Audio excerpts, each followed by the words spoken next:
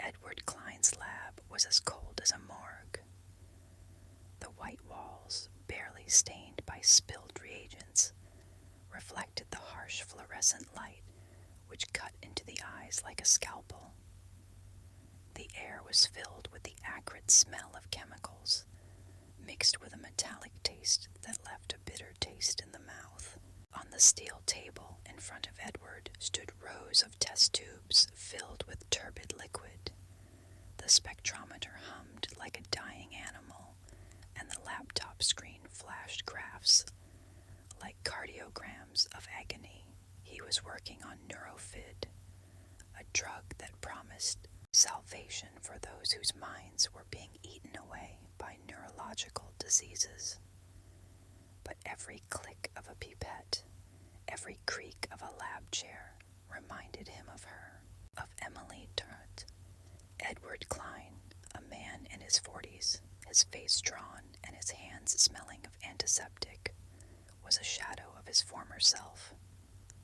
His eyes, once alive, were now dull as dust-covered glass. 10 years ago, his sister, Emily, had died because of his mistake. She had been his first test subject, a volunteer who had believed in his genius. The new drug he was working on was supposed to be a breakthrough. Instead, it had become her grave. A wrong dosage, a missed reaction, and Emily had writhed in convulsions, her screams still echoing in his head. She had died before his eyes, her face twisted in a grimace of terror, her fingers digging into his arm like claws. Since then, Edward had never slept without whiskey, never lived without guilt. She was his shadow, his curse, her ghost behind his every experiment.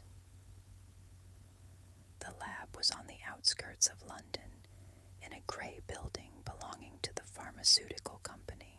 Vita Corp, surrounded by rusty fences and wastelands where the wind howled like a wounded animal. Outside the cracked window, bare trees could be seen, their branches scraping at the glass, as if asking to be let in. Edward worked alone, his colleagues having long since gone home. The silence was oppressive, broken only by the hum of equipment and the distant wail of a siren somewhere in the city. He wrote down the data, his fingers shaking as he entered the numbers into a spreadsheet. The latest animal tests had shown alarming results. Rats given Neurofeed became aggressive, their eyes bloodshot, and some died in convulsions. Edward saw echoes of the past in this, but he kept quiet. He could not afford to doubt. Not again. His thoughts were interrupted by the creak of the door. Dr. Lucas Brown, his colleague, walked into the lab, his smile too smooth, like a plastic mask.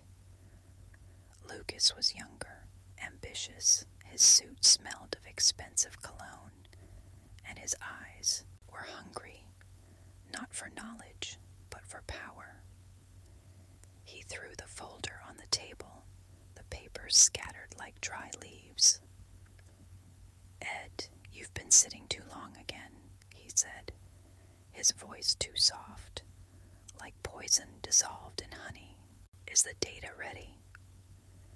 Edward nodded, not looking up. He didn't trust Lucas, but he couldn't explain why. Maybe it was the way Lucas looked at him, with mild disdain, like he was looking at a broken tool. Lucas flipped through the report, his fingers moving quickly, too quickly, as if he were searching not for data, but for weaknesses. "Side effects?" he asked, without looking up from his papers. "There is tremor, aggression," Edward began, but Lucas interrupted. "Small things. We're on the verge of a breakthrough, Ed. Don't ruin the moment." Edward said nothing, but his stomach clenched. He Lucas was in a hurry for the profit, for the contracts, for the praise of the head of the company, Richard Hayes. But he couldn't forget Emily, her screams, her eyes full of terror. He couldn't let that happen again. When Lucas left, Edward was alone. He turned off the light, but did not leave the lab. He sat in the darkness, looking at the test tubes that glowed dimly in the moonlight coming through the window. His thoughts returned to Emily. He remembered their childhood, their house on the outskirts, where it smelled of apple trees and wet earth. Emily was his light, his only friend. She believed in him even when he doubted himself. And he failed her. He killed her. He pulled an old photograph from a drawer. Emily, laughing, her hair blowing in the wind. Her smile cut him like a knife. He tucked the photo away and walked out of the lab, his footsteps echoing in the empty hallway. It was cold outside, the wind biting his face, and the rain, which had started again, pounded the asphalt like bullets. Edward walked toward his apartment, small, littered with books and empty bottles. It was his refuge, but also his cage. The walls were cracked, the ceiling leaked, and the air smelled damp and lonely. At home, he poured himself a whiskey, his hand shaking as he lifted the glass to his lips.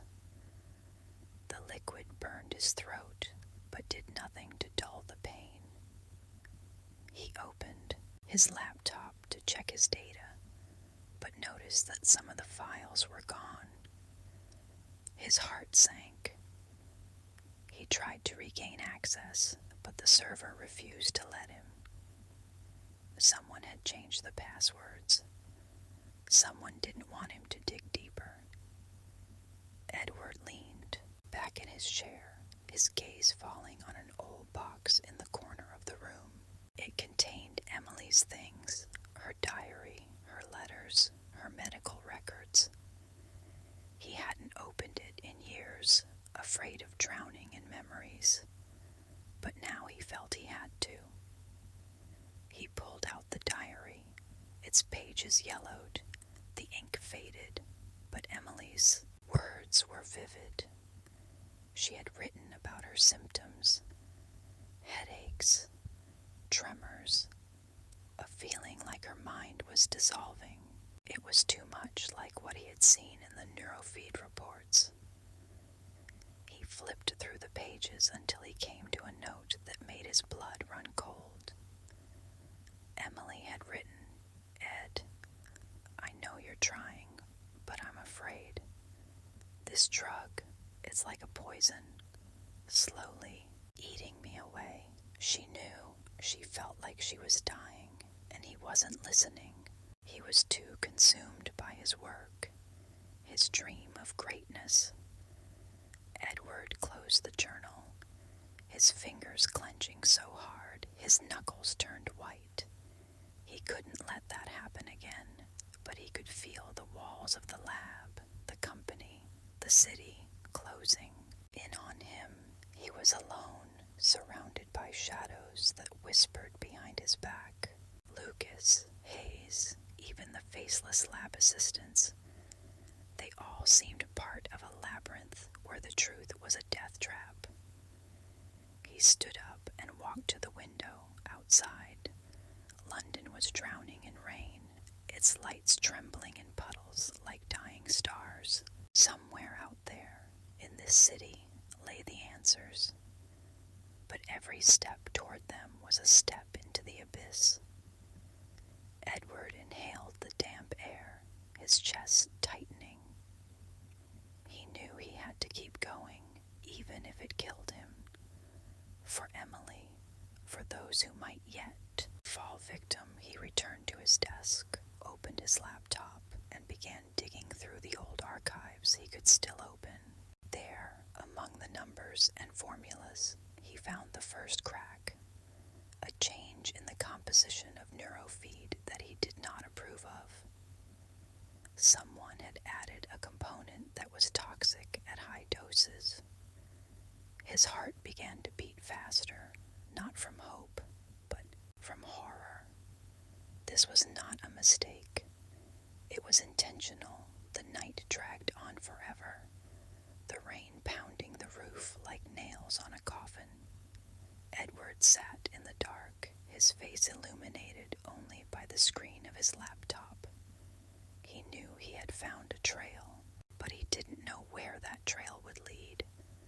To the truth, or to his own grave. The rain continued to fall, its monotonous patter merging with the roar of blood in Edward's ears.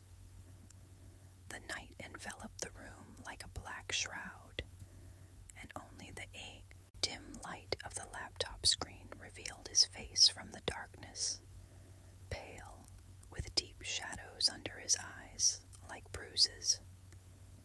He sat motionless, staring at the line of text he had found in the archive. Added component XZ14. Dosage increased by 0.3 unimero. This was something he had not signed, something that should not have happened. His fingers hovered over the keyboard, as if afraid to touch the truth that was already beginning to eat away at him from the inside. He took a sip of whiskey, but the liquid tasted as flat as water from a rusty pipe. Emily's voice echoed in his head, her words from the past. "You can't stop them, Ed. They're too big." She'd said that before she'd left, before her name had become a ghost he carried in his chest like a splinter. Now he knew she'd meant not just the corporation, but science itself, a cold, merciless machine that devoured those who tried to stand in its way. Edward stood up, his legs numb from sitting for so long, and walked to the window. The glass was cold, and raindrops ran down it like tears, leaving murky marks.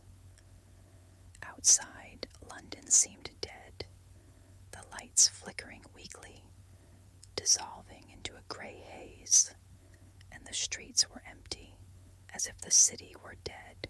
He pressed his palm to the glass, feeling the cold penetrate his skin, and closed his eyes. The face of the man he had tested appeared in the darkness, wide-open eyes frozen in terror, mouth open in a silent scream. Edward clenched his fist, his nails digging into his palm, but the pain could not drown out the feeling of guilt. He returned to his laptop and dug further. The archives were a minefield. Some files opened, others gave access errors, others were empty, like cleaned-out skeletons. But he found another clue, an email sent from an anonymous address 3 weeks ago. It contained only a few words. "Check the composition. They are hiding." Edward read them over and over until the words began to blur before his eyes. Someone knew. Someone tried to warn. But why not directly? Why not name names? He opened a drawer and pulled out an old notebook, tattered and yellowed. It was his last bridge to the past. Names, numbers, connections he had collected over the years. His hand shook as he flipped through the pages until he found a name. Sarah Mitchell, a former colleague, fired after asking too many questions about Neurofeed. She was one of the few who might know the truth. Edward dialed her number, but the line was dead, only a long beep like an echo in the void. He threw the phone on the table. It thudded against the wood,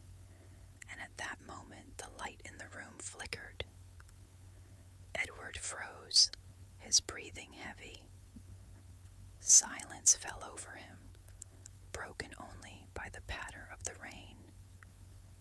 Then the light flickered again, and for a moment he thought he saw a shadow flicker outside the window.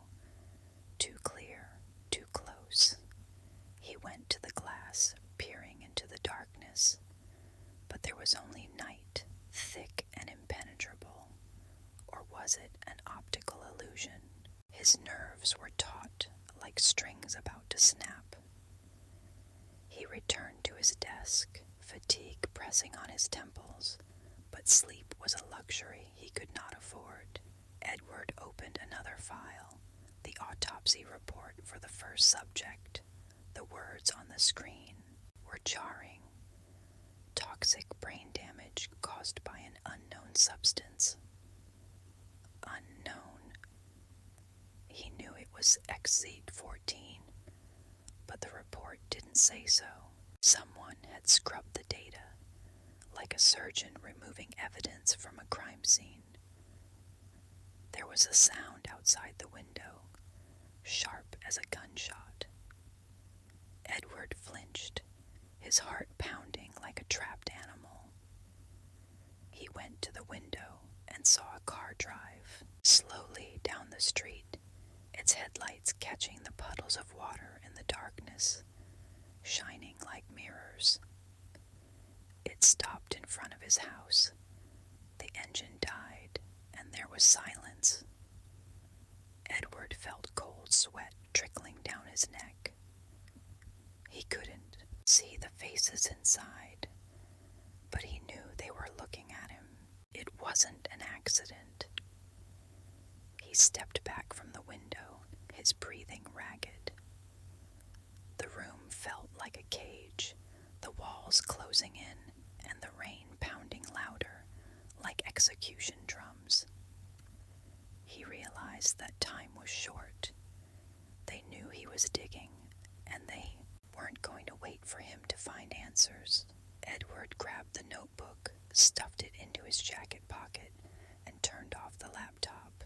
The screen went blank, leaving him in total darkness, broken only by the glow of the streetlights outside. He walked out of the apartment, his footsteps echoing loudly in the empty entryway. The rain lashed his face, cold and merciless, but he didn't notice it. The street was empty, the car was gone, but the feeling of someone watching him didn't go away. Edward quickened his pace, his boots splashing through the puddles, his heart pounding in his throat. He didn't know where he was going, but he knew he had to move. To stop was to give up. The night was swallowing him up like a bottomless abyss, and somewhere in that darkness the truth was hidden, sharp as a knife and deadly as poison.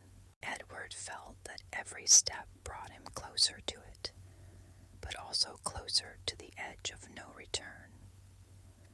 The rain washed away his tracks, and London stood silent, an indifferent witness to his fall. Edward lay on the wet pavement, his breathing shallow but steady. Blood trickled from the corner of his mouth, mixing with the rain that had begun to fall from the sky again. The policeman standing over Lucas's body lowered his gun, his face tense but calm. He walked over to Edward, reached out his hand, and helped him up. The cold raindrops had been hitting his face, but now they seemed almost life-giving, washing away the dirt and fear. "Are you okay?" the policeman asked, his voice low and slightly hoarse. His uniform bore a name tag, D. Markov. Edward nodded, though his body ached from the blow and his head was pounding. He looked at Lucas, lying in a pool of blood, and felt a strange mixture of relief and emptiness. This was the end, but not the one he expected. He thought he was going to die, but instead he lived, weak, bruised, but alive.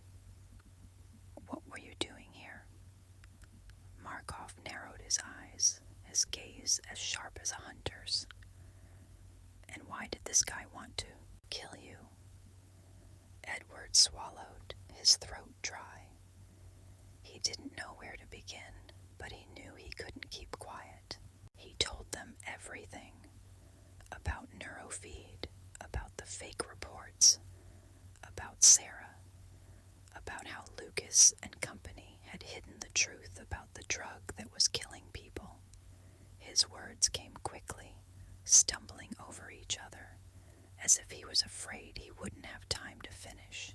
Markov listened silently, his face impassive, but something like understanding flickering in his eyes. By the time Edward had finished, the rain had almost stopped, leaving only a wet sheen on the asphalt. Markov nodded, rubbing his chin thoughtfully. "Do you have proof?" he asked finally. Edward pulled a flash drive out of his pocket, his fingers shaking as he handed it to the policeman. "It's all here. Sarah's files, reports, letters. It'll be enough to stop them." Markov took the flash drive, turned it over in his hands, and then put it in the pocket of his uniform. He looked at Edward with something like respect. "You did a dangerous thing, boy, but it seems to be the right thing. Come on, you need to go to the station. You can tell me everything in detail." Edward nodded, his legs weak, but he followed Markov. They passed Lucas's body, which was beginning to attract the attention of random passers-by, and climbed into the police car. The engine rumbled and the car pulled away, taking Edward away from the bridge, away from the blood, away from the past he had left behind. The station was noisy, phones ringing, officers' voices, papers rustling. Edward sat in the small interrogation room, a cup of coffee in front of him, but he didn't touch it. His thoughts were jumbled, returning to Sarah, to Emily, to those he had failed to save. Markov walked in carrying a file and sat down across from him. "We checked your flash drive," he began, opening the folder. "You were right. This is serious. The company was falsifying clinical trial data. The drug was causing side effects, fatal in some cases. They knew about it and hid it." Edward clenched his fists under the table. He had expected this, but it was still hard to hear confirmation. "What happens next?" he asked quietly. "We've started an investigation. We've already arrested several of the top brass. The report you sent out has reached the press. It'll be front-page news in the morning. You've stirred up a hornet's nest, Edward." Edward smiled weakly. He didn't feel like a hero. He felt tired, drained, but somewhere deep inside there was a spark of relief. The truth was out, and that was all he wanted. "And Sarah," he asked, his voice shaking, "do you know where she is?" Markov shook his head. "Not yet. But if she's alive, we'll find her. You've given us enough to dig deeper." Edward nodded, though his chest was empty. He hoped that Sarah was out there somewhere, alive, hiding, waiting. But he knew that could only be a dream. When he was released, the sun was already rising over the city, painting the sky a pale pink. Edward walked down the street, his steps slow but sure. He didn't know what lay ahead: trials, threats, loneliness. But for the first time in a long time, he felt free. He stopped at a coffee shop, bought a hot coffee, and sat on a bench looking out at the waking city. He took a sip, the burning warmth spreading down his throat. He thought of Sarah, of her letter, of her words. Stop them. He had stopped them. And now he could live with that. But somewhere deep inside, he knew this wasn't the end. The truth had come out, but the shadows of the past were still lurking around the corner, and he would be ready if they came for him again. At night, the Vitacorp lab was a charnel house. Cold light reflected off the steel surfaces, creating glare like eyes watching from the shadows. The smell of chemicals mingled with the dampness that seeped through the cracks in the walls, and Edward Klein felt it settle in his lungs like poison. He stood at his desk, his fingers clutching a folder of photographs of evidence, yellowing documents, pictures of the counterfeit Neurofeed, entries from Emily's diary. They were his weapons, but they also made him a target. Outside, London was drowning in fog, the streetlights barely piercing the gloom, and the rain pounded the glass like a dead man's fingers, demanding to be let in. Edward had not slept for 2 days. His eyes were red, his lids trembled, his skin gray as ash. He knew he had come too far to back out. The death of his second subject, a woman named Clara Wells, whose dying convulsions echoed Emily's nightmare, had been a warning. But he did not stop. He dug deeper, and now his world was narrowing to the walls of the lab, where every sound, the creak of a door, the hum of a fan, was a threat. He felt the invisible threads woven by Lucas Brown and Richard Hayes tightening around his neck like a noose. In the morning, he decided to act. He collected all the evidence in a digital folder, encrypted it, and sent a copy to an anonymous server he found on the dark web. It was his insurance, fragile as glass, but his only one.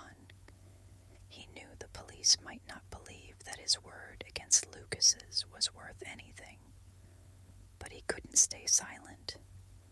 He had to face Lucas, look him in the eye, see him flinch when the truth came out. This wasn't about revenge. It was about duty. To Emily, to Clara, to everyone whose lives had been consumed by greed.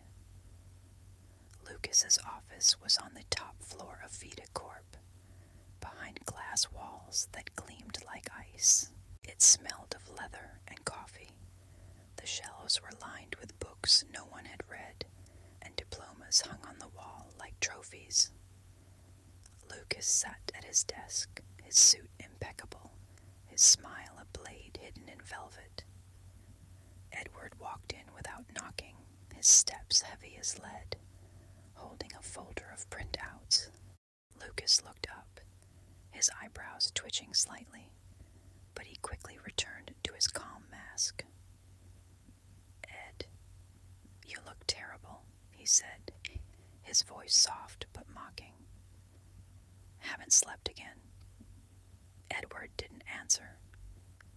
He threw the folder on the table, the papers scattering like dry bones.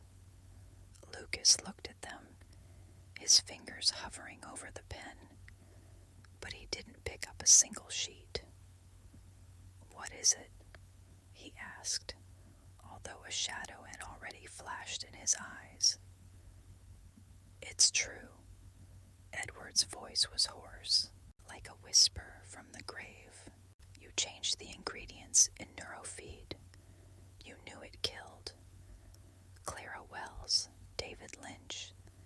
They died because of you." Lucas leaned back in his chair, his smile growing wider but colder.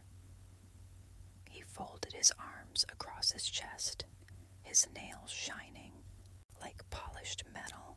You're tired, Ed. You're seeing things that aren't there. It's stress, you know. You've never been the same since your sister. Emily's name hit Edward like a fist. He stepped forward, his fists clenched, but he held back. He couldn't let Lucas provoke him. I found the documents, he said, his voice shaking, not with fear, but with anger. Falsified reports, altered formulas. You signed them. This is the end, Lucas. Lucas stared at him, his eyes narrowed like an animal about to spring. But he didn't move. He just sighed, like a teacher disappointed in a student. You don't understand what you're getting yourself into, he said, his voice lower, almost a whisper. This isn't just a drug, Ed. This is billions. This is power. You think you're alone against me. You're against all of us. Edward felt a chill run down his spine. He knew Lucas wasn't bluffing. He had Hayes, the board, maybe someone higher up behind him. But he couldn't back down. He turned and walked out, feeling Lucas's gaze boring into the back of his head like a hot nail. Outside, the rain had gotten heavier, turning the asphalt into a mirror that reflected the blurry lights of the city. Edward walked without looking back, but every sound, the squeal of tires, the screech of brakes, made him flinch. He knew he was being watched. He spotted a car, a black sedan with tinted windows, driving slowly behind him, keeping its distance. As he turned into an alley, the car followed, its headlights cutting through the fog like knives. Edward quickened, his pace, his heart pounding like a drum, but the alley was a dead end. He turned, and the car stopped. The door opened, but no one got out. Only the darkness inside, thick and alive, stared back at him. He ran, his boots slipping on the wet pavement, his breath coming out in sharp pants. He didn't know where he was going, but he knew he couldn't stop. He left the car behind, but the feeling of being chased didn't go away. He reached the police station, his clothes soaking wet, his hair plastered to his face, a fire burning in his chest. The station was gray, smelling of tobacco and sweat, its walls cracked, its lights buzzing like a swarm of insects. The detective, an older man with a wrinkled face, listened to him, but his eyes were tired, almost indifferent. "Do you have proof?" he asked, the smoke from his cigarette rising to the ceiling like a ghost. Edward handed over the flash drive with copies of the evidence. His hands were shaking, but his voice was firm. Everything is here. Documents, formulas, records. They killed people, and they won't stop. The detective nodded, but said nothing. He put the flash drive away in a drawer, and Edward felt his hope crack like thin ice. He walked out of the station knowing he had done all he could, but not believing it would be enough. When he got home, his apartment was trashed. Drawers had been pulled open. Papers were scattered. His laptop was smashed, its screen a black void. Edward stood in the middle of the chaos, his breathing heavy, like a cornered animal. They were here. They knew. He knelt down, picking up the scraps of paperwork. But most of the evidence was gone. was a photograph of Emily lying in the dirt, her smile a knife through his heart. In the morning, the news exploded. The third subject had died, a 16-year-old boy whose mother had screamed on the news, her voice cutting through the airwaves like a scream from hell.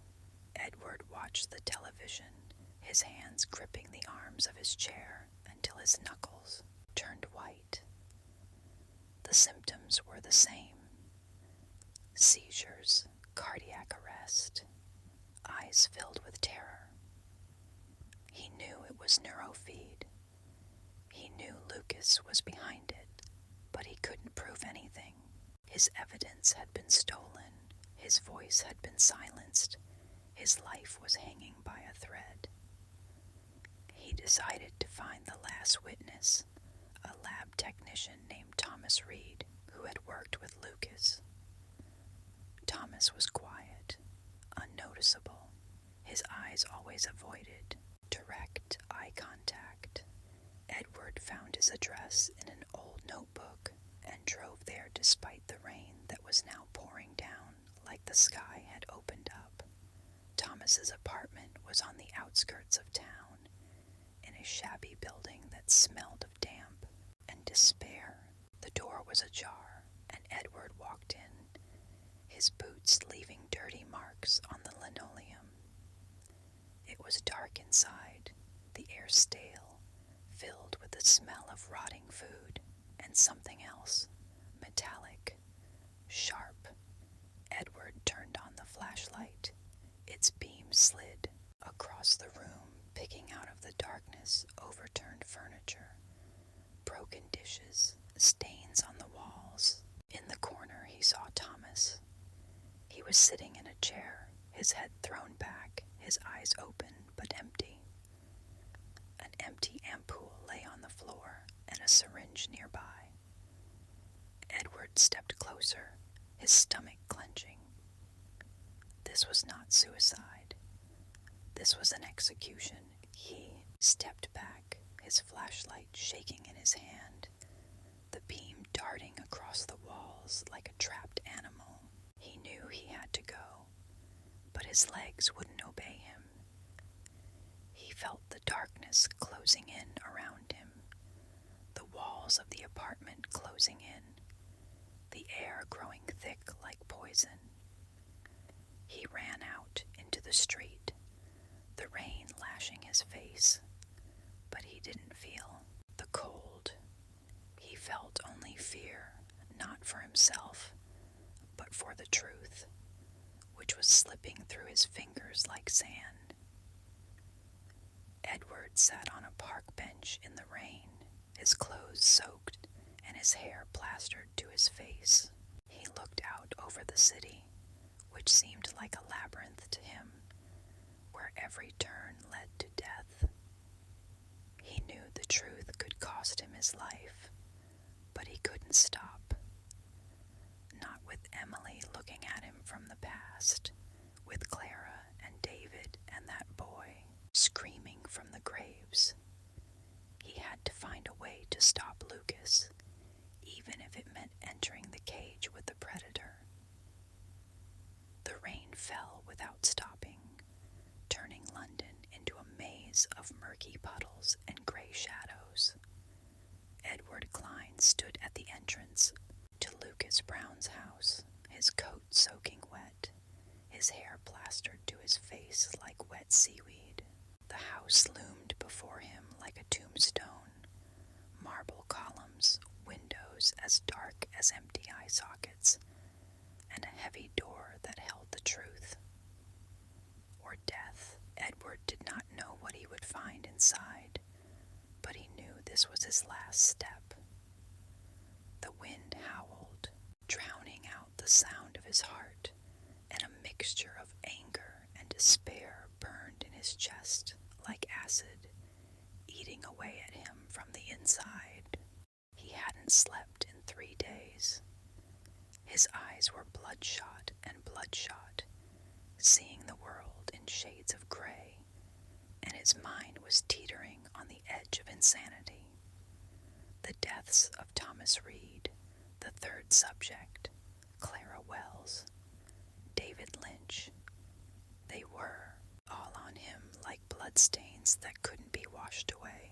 His apartment had been trashed, the evidence had been stolen, and the police seemed to be toying with him, accepting his statement half-heartedly. But Edward couldn't stop. He had to finish this for Emily, whose ghost glared at him from every dark corner, for those he hadn't saved. He clutched the flash drive in his pocket, his last copy of the evidence, encrypted and hidden on the dark web. It was his only weapon, fragile as glass, against the machine of lies Lucas had built. Lucas's house was the epitome of luxury, but at night it felt like a mausoleum. Edward pushed the door open, and it creaked slightly, as if inviting him in. The place smelled of expensive wine and leather and something else, subtle and metallic, like blood. Although there was no blood, the black marble floors gleamed, reflecting the dim light of the crystal chandelier, which swung like a pendulum, counting down the final seconds. Edward stepped forward, his boots leaving muddy tracks, like the footprints of a victim about to be slaughtered. He knew Lucas was in a meeting with Richard Hayes, but that didn't mean the house was empty. Shadows moved in the corners, and every sound, the creak of a floorboard, the rustle of a curtain, cut his nerves like a blade. He climbed the stairs, his hand sliding along the banister, cold as ice. Lucas's office was on the second floor, behind a heavy oak door. Edward walked in, his flashlight illuminating the room. A massive desk covered in papers, shelves of books smelling of dust, and his safe in the corner, black and ominous as a coffin. He started in the drawers, his fingers shaking as he shuffled through the papers. Contracts, invoices, letters. Nothing. But he knew Lucas wouldn't be stupid enough to leave evidence in plain sight. He walked up to the safe, its combination unknown, but Edward noticed fingerprints on the buttons, greasy, barely visible. He tried a few combinations, his heart pounding like a hammer, until the lock clicked. Inside was a hard drive, small but heavy as fate. Edward plugged it into the old laptop he'd brought with him. The screen flickered, revealing folders, correspondence, financial reports, contracts to sell Neurofeed to the black market. Lucas hadn't just been faking data. He'd been deliberately adding the toxic component XC14 to speed up testing and make billions. The emails were cold, businesslike, written in a language where human lives were just numbers. One from Hayes read, "Make sure Klein doesn't become a problem. He's too close." Edward felt a chill creep up his spine. They knew. They always knew. He copied the files, his hands shaking, and outside the window the wind howled like a wounded animal. Suddenly the light in the room flickered, and Edward froze. Footsteps. Heavy, confident, they approached along the corridor. He pulled out the disc, put it in his pocket, and hid behind the cabinet, his breathing ragged, like a cornered animal. The door opened and a guard walked in, tall, with an emotionless face, a gun in his hand. His flashlight slid across the room. The beam passed within an inch of Edward, and he held his breath, feeling the sweat trickle down his temples. The guard stopped, his gaze falling on the open safe. took out his radio, but Edward did not. Wait. He lunged for the door. His shoulder hit the guard, and he collapsed, dropping his gun. Edward ran, his footsteps echoing in the empty house, and behind him he heard a scream and stomping. He ran outside, the rain whipping at him, but he didn't stop. He ran until his lungs burned, until he reached the abandoned warehouse where he kept his last copies of evidence. The warehouse was his sanctuary. Rusted barrels, the smell of chemicals, the floor covered in dirt and broken glass. He ducked behind a container, his chest heaving and his hands shaking as he checked the drive. The data was there. He started to upload it to the server, but the shadows moved. Lucas had found him. Lucas stood at the entrance, silhouetted against the lightning that tore through the sky. His suit was wet, but he looked calm, almost serene, like a man who knew he had already won. He held no weapon in his hand, only a folder, which he threw to the floor. The papers scattered, their edges soaked in the mud. "You don't give up, Ed," he said, his voice quiet but cutting like a knife. "It's almost respectable." Edward stood up, his fists clenched, but he knew fighting was useless. Lucas wasn't alone. There were two men looming behind him, their faces hidden in the darkness. "You killed people," Edward forced out, his voice shaking with anger. "For money, for power." Lucas smiled, his teeth flashing like fangs. "And you, for what? For your sister, who died because of your mistake. For redemption that will never happen. You're the same as me, Ed. You just don't want to admit it." Edward felt Lucas's words bite into him like poison. He wanted to scream, but his throat was constricted.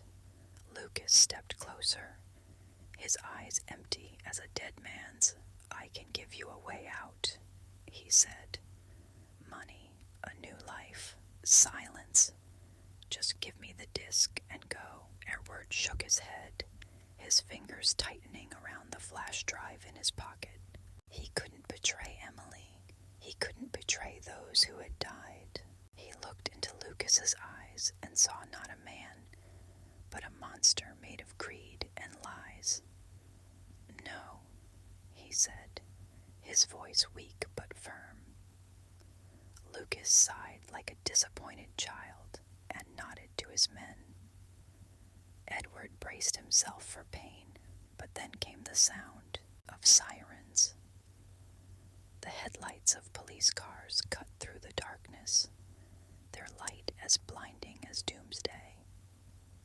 Lucas turned, his face contorted, and for the first time Edward saw fear in him. The police burst into the warehouse, their voices booming, their guns flashing in the light of their flashlights. Lucas tried to run, but they grabbed him, his arms twisted behind his back, his face pressed to the dirty floor. Edward stood motionless until a policeman, the same investigator with the cigarette smell, came up to him. He took the flash drive, his eyes tired but with a spark of respect. "You did it," he said. "We got your data. That's enough." Edward nodded, but felt no relief. He watched Lucas being led away, his empire crumbling, but inside he felt only emptiness. He walked out of the warehouse, the rain washing the dirt from his face, but not the pain. He drove to the cemetery where Emily was buried. The grave was modest, overgrown with grass, smelling of damp earth. He knelt, his fingers touching the cold stone, and he began to cry, quietly, silently, the cry of a man who has lost everything. The news was thundering: pharmaceutical scandal, deaths by greed, Vitacorp under investigation. Lucas was arrested, Hayes had disappeared, and the company was falling apart like a house of cards. Edward testified, his voice mechanical, devoid of emotion. He told everything, but he felt no victory. The truth had come out, but it had not brought Emily back, nor saved Clara, David, the boy. It had not washed away his guilt. He quit Vitacorp, packed his bags, and left London. He began a new life in a small town where no one knew his name. He worked in a chemist's, dispensing pills to old people, and every night he dreamed of Emily, her smile, her scream, her eyes full of terror. He was free, but his freedom was empty, like an abandoned warehouse where everything had ended. London was behind him, but the labyrinth of lies lived within him. Edward knew he would never find peace. The truth was his victory, but it was also his defeat. He saw the world through the murky glass of his guilt, and every day was a reminder. Some shadows do not disappear even when the sun shines.